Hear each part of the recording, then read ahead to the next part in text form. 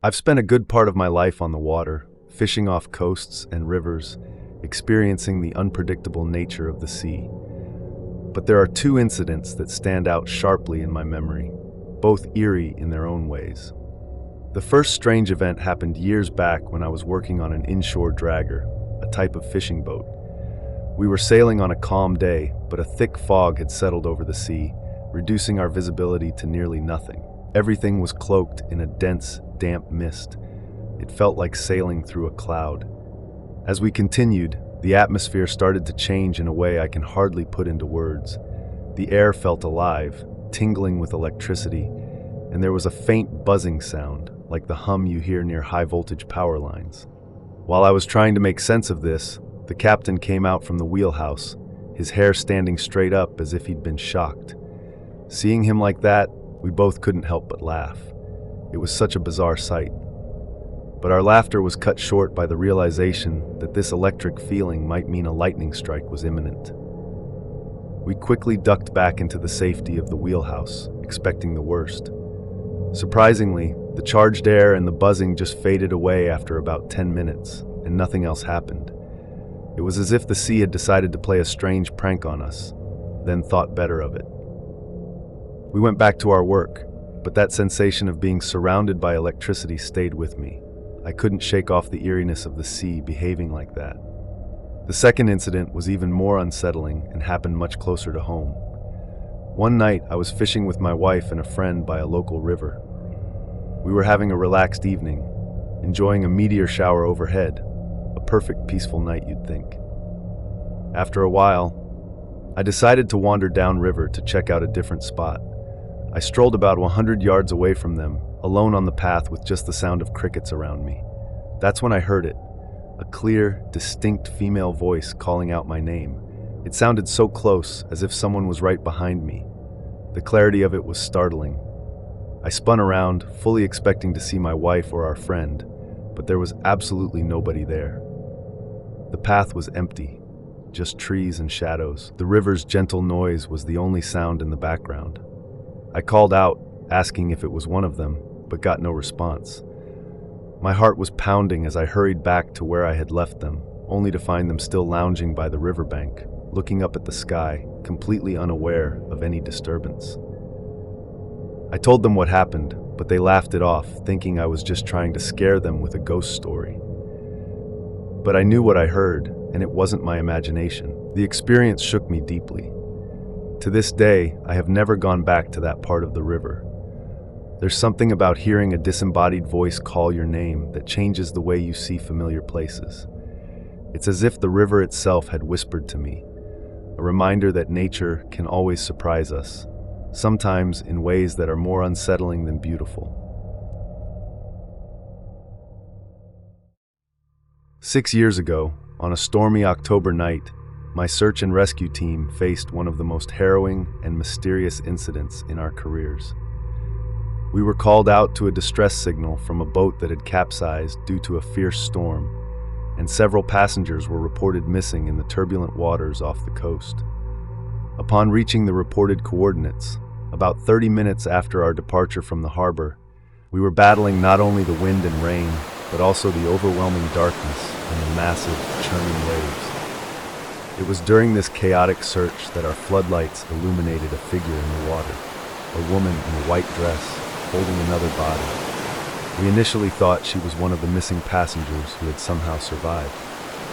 There was a moment of relief, thinking at least one life had been spared the sea's wrath. As we approached, hoping to rescue both, she looked at us with an unsettling calmness, then mysteriously disappeared beneath the waves after gently releasing the body she had been cradling. We managed to recover the body, another woman also in a white dress. Despite the shocking and confusing disappearance of the first woman, we continued our search throughout the night. The conditions were brutal, but our commitment never wavered. As the hours ticked by, we discovered another 4 bodies, bringing a somber end to our hopes of finding any survivors. Each recovery was a grim reminder of the sea's power and the tragic fate of the capsized boat's passengers. The search effort was exhausting and continued until the early morning light began to peek through the storm clouds. The sea slowly calmed as the storm passed, leaving behind a haunting silence. The next day, the identities of the victims were confirmed. The woman in the white dress, who we had initially seen alive, was among those identified. Her appearance the night before, holding her own lifeless body before vanishing, was confirmed by her attire matching the photo circulated by the media. This eerie revelation left us all grappling with what we had witnessed, an inexplicable phenomenon that none of us could logically explain. This experience has deeply impacted each member of our team. The memory of the woman in the white dress, her calm demeanor in the face of the storm, and her sudden disappearance has often returned in our quiet moments, a stark reminder of the night when the sea revealed its mysterious depths. The incident not only underscored the unpredictability and danger of our work, but also the profound mysteries we sometimes face, which remain unanswered to this day. Years ago, when I was working as a deckhand on a small fishing boat, we had an encounter at sea that none of us on board will ever forget. We were fishing in the northern waters of the Atlantic, known for their deep, cold currents and unpredictable weather. The sea was part of our daily lives, and while it provided our livelihood, it also reminded us often of its immense power and mystery. It was late October, and we were trying to make the most of the last few days before the winter weather would force us off the water. That evening, we set out under a clear sky, but as any sailor knows, the sea can change in the blink of an eye. As darkness fell, a thick fog rolled in off the coast, enveloping our boat in a damp, heavy shroud. The fog was so dense it swallowed up the beam of our lights, making them seem dim and ineffective. We were trawling slowly through the mist, the boat's engine a steady hum in the background. I was on deck, checking the nets and lines to make sure they weren't getting tangled, when I began to feel a strange sensation, like the air was buzzing with electricity. It was odd because there was no storm predicted, and the air was unusually still for such a charged feeling. Suddenly, from the silence, there came a sound. It started as a low moan, almost like the wind, but there was no wind that night. The sound grew louder and more distinct, turning into a wailing that seemed to surround us. It was a haunting, mournful cry that made the hair on my arms stand up.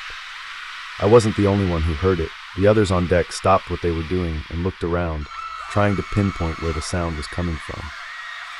The captain, an experienced seaman who was usually unflappable, called us all to stop and listen.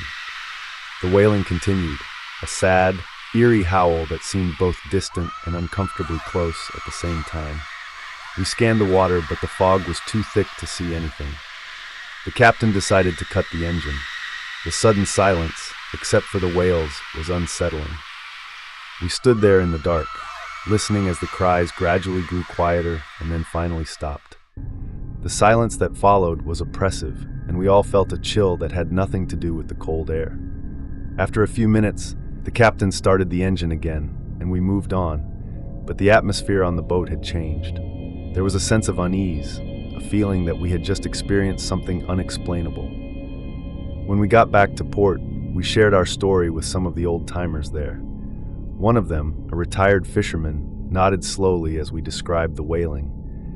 He told us about an old legend of the sea, spirits of those lost to the ocean's depths, whose cries could be heard on still nights, mourning their fate and warning the living to respect the powerful sea. That night stayed with us for a long time. Whenever the sea was mentioned, our thoughts would drift back to the haunting cries in the fog, reminding us of the ocean's mysterious depths and the secrets it holds. The experience left us with a deep respect for the sea, a respect mixed with a touch of fear, a reminder of the unseen forces that dwell beneath its waves.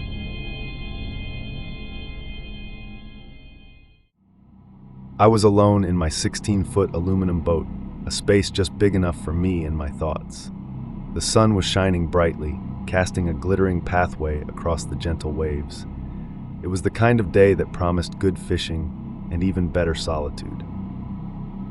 I had settled into my usual spot, a quiet area away from the usual bustle of the local fishing docks. It was a place where the water was clear enough to see the occasional flash of fish beneath the surface, and the only sounds were the distant calls of seabirds and the soft splash of water against the hull. I felt completely at ease, wrapped in the peaceful embrace of nature. Several hours into my trip, I was rebaiting my hook when it happened.